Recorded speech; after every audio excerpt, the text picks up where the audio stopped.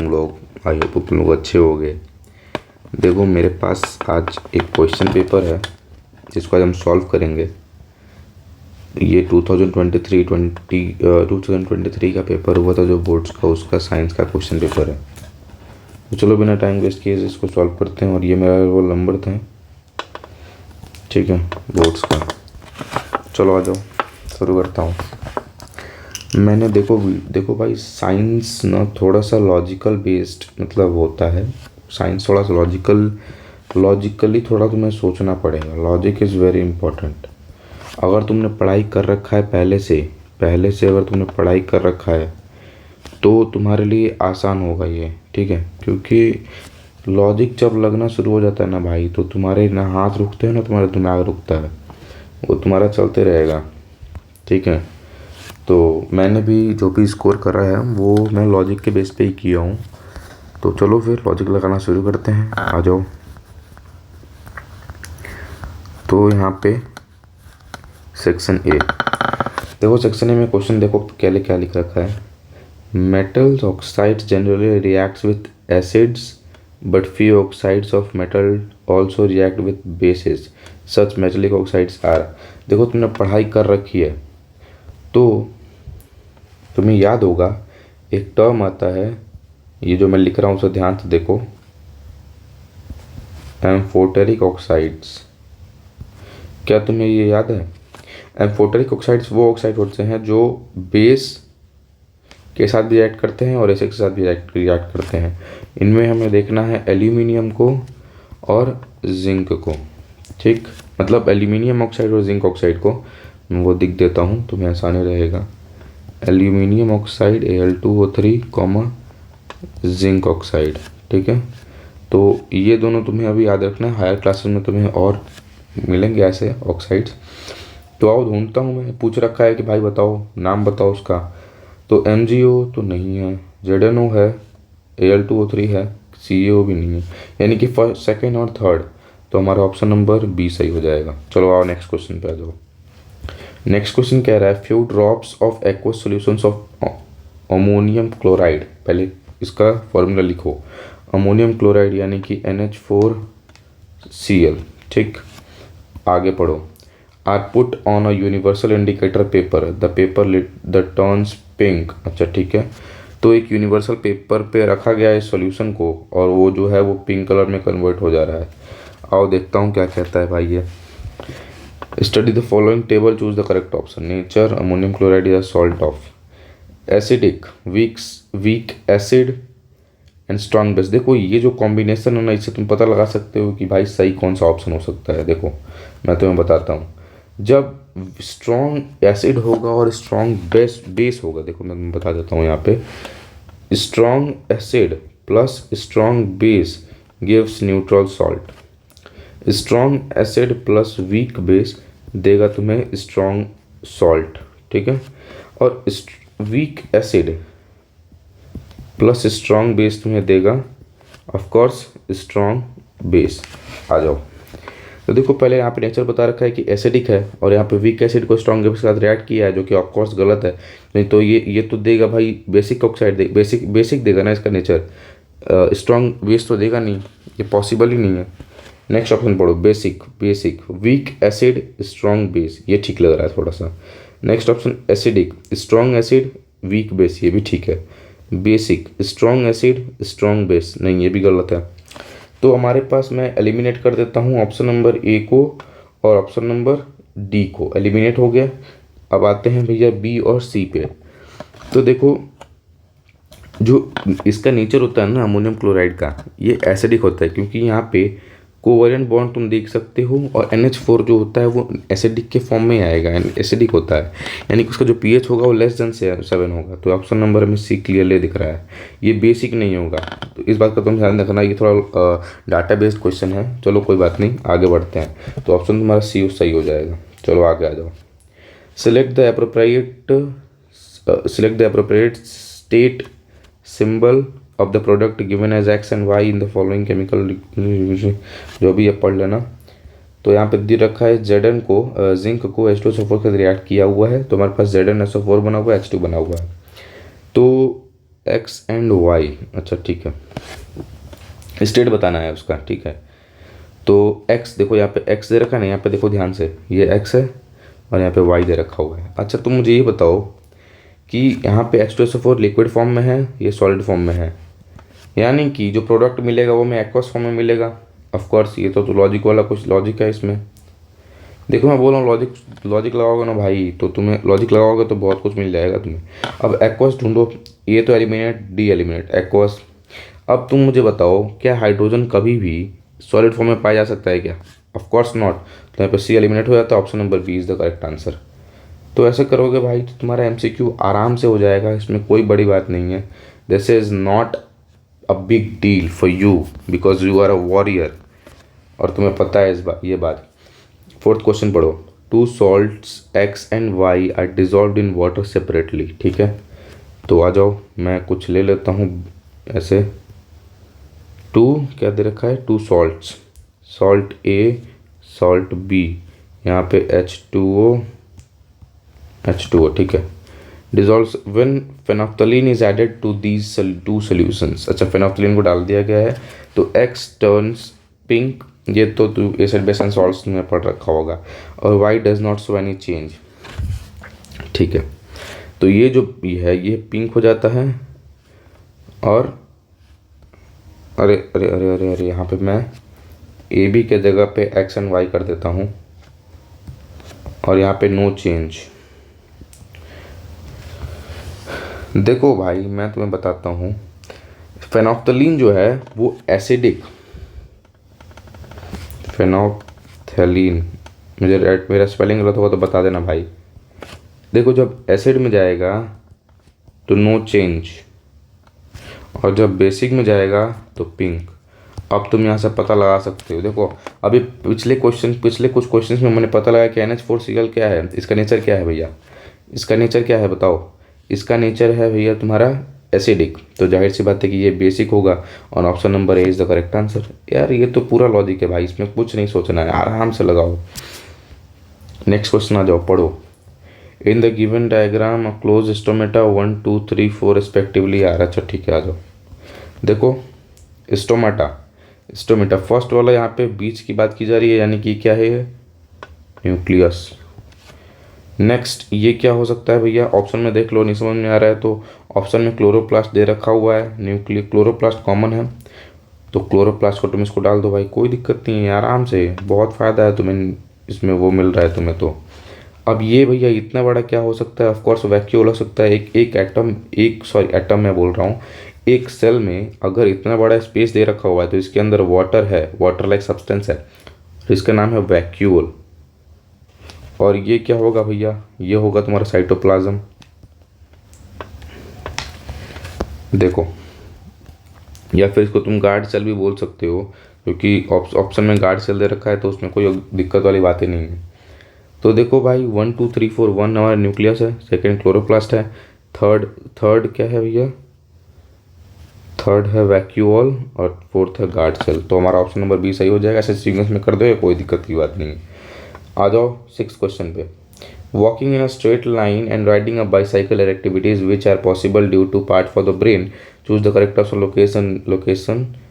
Choose the correct location and name of the part given from the. देखो भाई मैं तुम्हें बताता हूँ, बाईसाइकिलिंग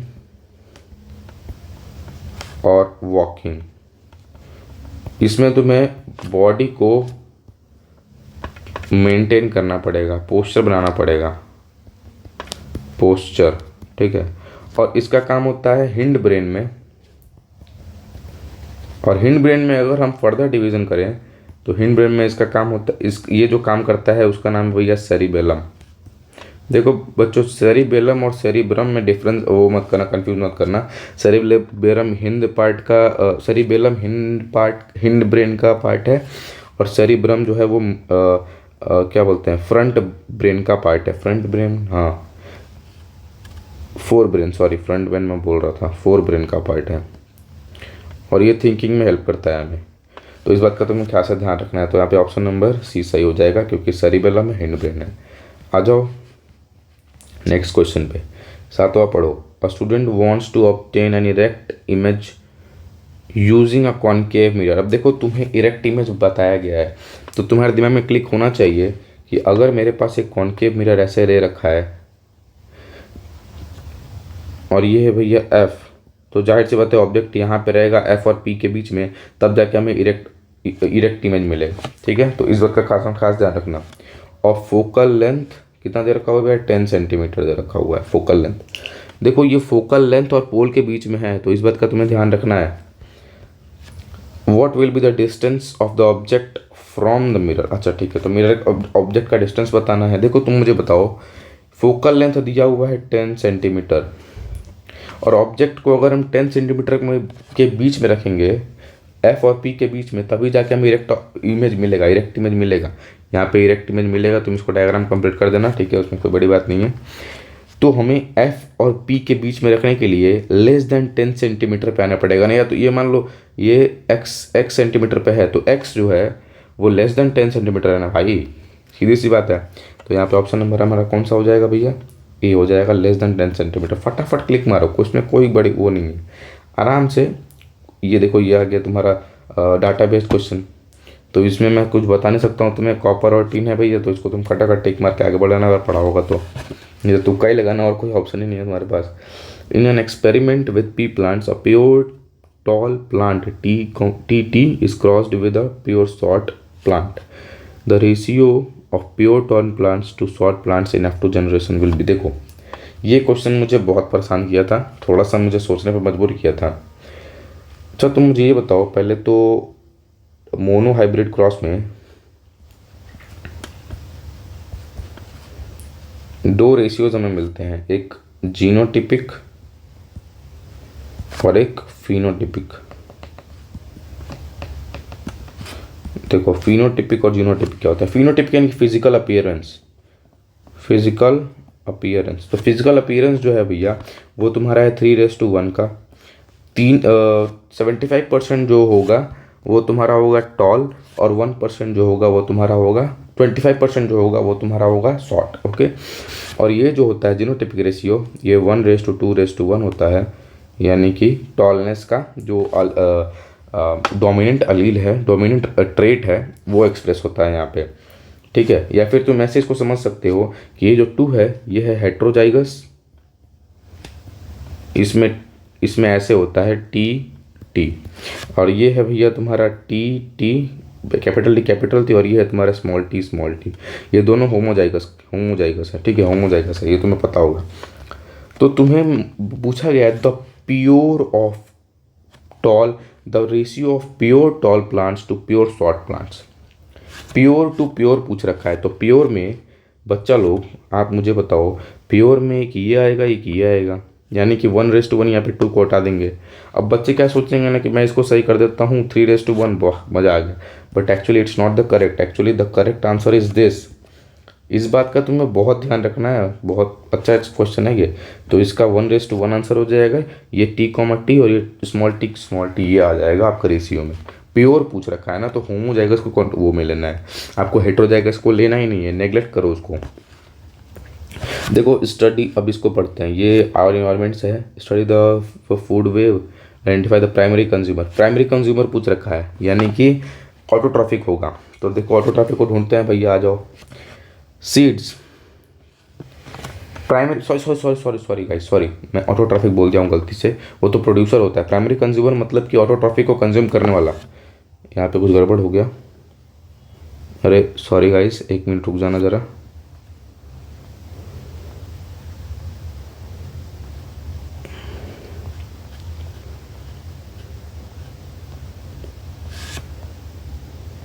एक मिनट गाइस, हाँ गाइस आ जाओ। वो मैं कोई गलती, थोड़ा ग्लिच हो गया था, अभी सही कर दिया हूँ मैं। प्राइमरी कंज्यूमर पूछा है, यानी कि ये ऑटोट्रॉफिक है, प्रोड्यूसर है ये तीनों। तो इनको कंज्यूम करने वाले प्राइमरी कंज्यूमर होते हैं, इनको कंज्यूम करने वाले, तो ये माइस एंड रैबिट हो जाएगा primary consumer. Option number D. चलो आगे बढ़ो। देखो ये आ गया हमारे पास रिप्रोडक्शन में, ये एक हाइड्रा है, सॉरी लिस्मेनिया है, जिसमें बाइनरी फिजन होता है। तो देखो हम स्टेजेस बताने हैं कि एक इन ऑर्डर में स्टेजेस तुम्हें बताने हैं कि भाई क्या क्या कैसे होता है। पहले यहाँ पे एक सिंगल है, इसमें एक सिंगल न्यूक्लियस है।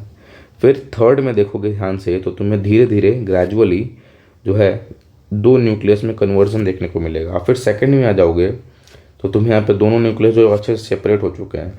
और फिर तुम फिफ्थ में आओगे तो तुम्हें देखने को मिलेगा कि यहाँ से ग्रेजुअली जो है ये देख रहे हो ये पार्ट धीरे धीरे उठ रहा है ऐसे की तरफ, ऊपर में जाके ब्रेक हो जाएगा। और फिर तुम फोर्थ में हो जाएगा तो तुम्हें यहाँ पे पूरा ब्रेक डाउन देखने को मिलेगा, ये पूरा ब्रेक डाउन हो रखा है। तो यहाँ पे इसके हिसाब से first, third, second, fifth and fourth, तो option number B is the correct. आ जाओ इसको पढ़ो। Consider the following chemical equations first and second. Okay आ जाइए भैया। Mg plus HCl gives MgCl2 plus H2। ये तो भैया मेटल प्लस एसिड का रिएक्शन है जो कि हमें सॉल्ट देता है और हाइड्रोजन गैस को लिबरेट कर देता है। और यहाँ पे NaOH, ये तो क्लोरल्कली प्रोसेस है, सॉरी क्लोरल्कली नहीं है, ये है भैया तुम्हारा सॉल्ट, सॉरी वो न्यूट्रलाइजेशन रिएक्शन है। So they correct about the equations. Okay first देखो I is a displacement reaction. अच्छा ठीक है, डिस्प्लेसमेंट सही है भाई। सेकंड इज डिकम्पोजिशन रिएक्शन, कोई एंगल से डिकम्पोजिशन रिएक्शन ये नहीं दिख रहा है क्योंकि यहाँ पे डबल प्रोडक्ट फॉर्म हो रहा है, यहाँ पे डबल प्रोडक्ट से डबल प्रोडक्ट फॉर्म हो रहा है। डिकम्पोजिशन में एक सिंगल प्रोडक्ट को हीट करने पे हमें single product sorry double product या फिर उससे ज़्यादा प्रोडक्ट मिलते हैं। तो फर्स्ट स्टेटमेंट जो है वो ऑप्शन गलत हो जाता है हमारा। आते हैं सेकेंड ऑप्शन पे। सेकेंड ऑप्शन टिक मार रखा है यानी कि यही सही है। थर्ड ऑप्शन भी पढ़ लेते हैं भाई। Both first and second are displacement reaction not possible, क्योंकि ये भैया हो तुम्हारा न्यूट्रलाइजेशन रिएक्शन, ये पॉसिबल ही नहीं है। और वो डबल डिस्प्लेसमेंट रिएक्शन, देखो यहाँ पे कोई डबल डिस्प्लेसमेंट, इसको डबल डिस्प्लेसमेंट बोल सकते हैं लेकिन इसको मैं डबल डिस्प्लेसमेंट किसी भी एंगल से नहीं बोलूँगा, ठीक है, क्योंकि यहाँ पे हो रहा है मेटल प्लस एसिड का रिएक्शन। तो यहाँ पे ऑप्शन नंबर सी बी आराम से हो जाएगा। डबल डिस्प्लेसमेंट रिएक्शन इसको बोलो या फिर न्यूट्रलाइजेशन रिएक्शन बोलो, कोई दिक्कत की बात नहीं है। और फर्स्ट वाला तो डिस्प्लेसमेंट रिएक्शन है ही। In the following diagram showing dispersion of white light by a glass prism P and Q। अच्छा ठीक है, देखो मैं तुम्हें समझा देता हूँ। देखो भाई P जो है वो मोस्ट डेविएट हो रहा है इन दिस केस। तो यहाँ पे जो है ये तो ब्लू की तरफ में आएगा और ये जो है ये बहुत कम डेविएट हो रहा है यानी कि रेड की तरफ में आएगा। तो हमारे पास Q जो है वो रेड है और P जो है वो वायलेट, या फिर वायलेट बोल सकते हो या फिर ब्लू बोलो, कोई दिक्कत की बात नहीं है। तो पी और क्यू पूछ रखा है तो ऑप्शन नंबर बी हो जाएगा। ये नहीं होगा क्योंकि पी जो है लीस्ट डेविएट वाला है, तो पी कभी भी रेड नहीं हो सकता है। और यहाँ पे बी सही है। सी नहीं हो पाएगा क्योंकि रेड एंड ब्लू, फिर क्यू की जगह पे रेड रख दिया है तो डैट्स पी की जगह पे रेड रख दिया तो डैट्स नॉट पॉसिबल, ठीक है। और ऑरेंज इसको तो हटाइए दो भाई, option number B is the correct answer, sorry हाँ B is the correct answer. इसमें आ जाओ। इसमें देखो क्या लिख रखा है कि consider the following 3 flowers X Y Z which flowers would develop into a fruit, ठीक है। देखो ध्यान से देखना, यहाँ पे अगर तुम देखोगे तो ये जो पार्ट तुम देख रहे हो, रुको मैं थोड़ा सा हाईलाइट कर देता हूँ। ये जो तुम पार्ट देख रहे हो ना, ये वाला पार्ट, ये देखो दोनों में कॉमन है और यहाँ पे तुम्हें कोई ऐसा पार्ट नहीं देखने को मिलेगा। तो इस बेसिस पे तुम कह सकते हो कि भैया इन दोनों ऑप्शन को ले लेते हैं, एक्स एंड वाई को, और इसको हम लोग नेगलेक्ट कर देते हैं। तो यहाँ पे एक्स एंड वाई ओनली को ले लेंगे क्योंकि यहाँ पे तुम ध्यान से देखोगे तो बीच में यहाँ पे कुछ है ऐसा, मतलब कि ओवरी है, यहाँ पे भी ओवरी है। तो यहाँ पे ऑफकोर्स डेवलप जो है वो फ्रूट में हो जाएगा। ओवरी फ्रूट में ही डेवलप होता है आफ्टर फर्टिलाइजेशन, ठीक है। आ जाओ इस पे। The magnetic field inside a long straight current carrying solenoid. देखो सोलिनॉइड का मतलब ये वाला पार्ट ऐसा नहीं होता है, सोलिनॉइड कभी स्ट्रेट भी हो सकता है, ठीक है। तो अगर स्ट्रेट होगा, अगर इसमें होगा तो भैया इसमें तो ऐसे रुको मैं तुम्हें दिखा देता हूँ। ये ऐसे जाएगा, यहाँ से करंट से कनेक्टेड है और फिर यहाँ पे प्लस माइनस, और ये कुछ ऐसे जाएगा। इसका जो मैग्नेटिक फील्ड है वो कुछ ऐसा क्रिएट होगा। अगर ये ऐसे फॉर्म में है, ये वाले फॉर्म में है, तो यहाँ पे जो मैग्नेटिक फील्ड है भैया वो मतलब सारे पॉइंट्स पे सेम रहेगा, कोई यहाँ पे वेरिएशन तुमको देखने को मिलेगा। और यहाँ पे क्या देखने को मिलेगा भाई तुमको, यहाँ पे सबसे ज़्यादा देखने को मिलेगा मोस्ट, और यहाँ पे लीस्ट, ठीक। और यहाँ पे सेम रहेगा, तो इस बात का वो है। तो तुम इसको यहाँ पे इसके साथ जा सकते हो, ऑप्शन नंबर डी के साथ। जीरो मत कर देना, जीरो पे गलत हो जाएगा। डिक्रीजेज एज, ये भी भाई जब करंट फ्लो होगा तब जाके ऑप्शन में, और ये भी जब करंट होगा तब। अब यहाँ पे कोई करंट का बात करा नहीं गया, और करंट का बात करा भी गया है तो भाई देखो तुम सोलेनोइड जो है वो स्ट्रेट है, स्ट्रेट, ये गलत हो जाएगा, ये भी गलत हो जाएगा, क्योंकि ये तीनों केस जो हैं, ये तीनों केस जब कॉइल्ड रहता है तब जाके ये केस अप्लाई होते हैं। तो जाहिर सी बात है लॉजिक लगाओगे तो ऑप्शन नंबर डी तुम्हारा सही है। अब आ जाओ 16th पे। In human eye the part which allows light enter into the pupil, sorry into the eye. तो देखो भाई प्यूपिल को मत टिक कर देना, प्यूपिल गलत है, रेटिना तो भैया स्क्रीन होता है अंदर में, आई लेंस तो भैया ये तो लाइट को मतलब रेटिना की तरफ वो करता है, आई लेंस तो बहुत अंदर में होता है। तो cornea is the part of eye which allows the light to enter into the eye, ठीक है। तो इसको भी तुम याद रखे रहना, ये भी बहुत इंपॉर्टेंट क्वेश्चन है, ठीक है। ये सब बेसिक चीज़ें हैं, ये तुम्हें आपको याद आनी चाहिए। देखो अब असर्शन रीजनिंग पे आते हैं। तो असर्शन रीजनिंग में भैया देखो पहले असर्शन पढ़ो। It is advise that while diluting an acid one should add water to acid, not add to water, not acid to water, keeping the solution continuously stirred. मतलब इसके अकॉर्डिंग हम देखें water to acid, मतलब acid भर रखा है, इसमें acid है, अब इसमें वाटर डाल रहे हो, this is not a correct process. तो यहाँ पे ए तो फॉल्स है भैया।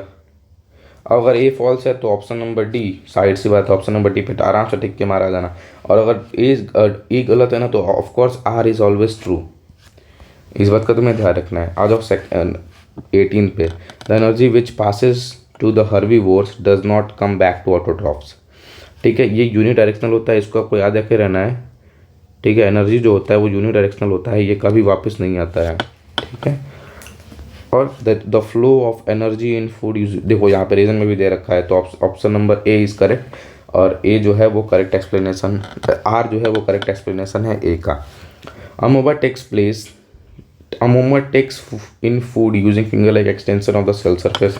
ये तो आपको पता ही होगा कि वो अपने एक स्यूडोपोडिया नामक वो होता है, मतलब उसके पास एक शक्ति होता है, वो स्यूडोपोडिया के हेल्प से अपने फूड को कैप्चर कर लेता है और अपने फूड को अपने अंदर ले लेता है। In all unicellular organism the food is taken by the entire cell. No, this is not correct, ऐसा नहीं होता है, ऑल यूनिसेल्युलर में नहीं होता है, अमोवा में होता है, लेकिन तुम ऑल यूनिसेल्युलर में नहीं बोल सकते हो, तो ये फॉल्स है। तो यानी कि A is true, R is false, यानी कि सी ऑप्शन सही है। अब इसमें melting and boiling point of ethanol are lower than sodium chloride. देखो सोडियम क्लोराइड जो है वो न्यूट्रल सॉल्ट है, और ये जो है ये एसिडिक है, तो ऑफकोर्स सॉरी एक मिनट में बताता हूँ इसके बारे में, हम इसको ऐसे समझ सकते हैं। ऑफ एथेनॉल सोडियम क्लोराइड, देखो सोडियम क्लोराइड जो है वो आयनिक कंपाउंड है, और ये जो है वो कोवलेंट कंपाउंड है। मैं थोड़ा सा अलग भावना में बह गया था। तो कोवलेंट कंपाउंड का जो मेल्टिंग और बॉइलिंग पॉइंट होता है वो हमेशा कम रहता है, कोवलेंट कंपाउंड का हमेशा कम रहता है आयनिक कंपाउंड से, और यही रीजन में भी दे रखा है, forces of attraction are very strong. तो option number A is correct. तो ये इसको आप वो मत देखना, ये गड़बड़ कर दी थी, मेरे बहन लिख दी थी इसको। तो आई होप गाइज आप लोग को इतनी बात समझ में आ गई होगी। थैंक यू गाइज जुड़ने के लिए। चलो मिलते हैं फिर नेक्स्ट वीडियो में, अब तक के लिए बाय बाय।